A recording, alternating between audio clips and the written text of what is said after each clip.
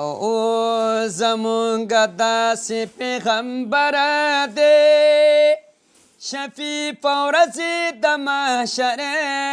دی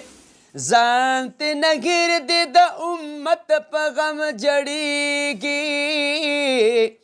امت د دین نه هېرېږي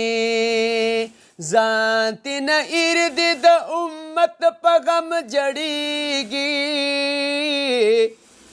امت د دین نه هېرېږي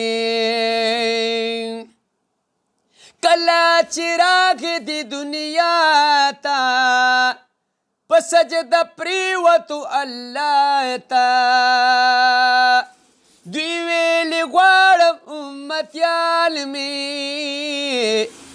ربا ته معاف کړي عاشقان مې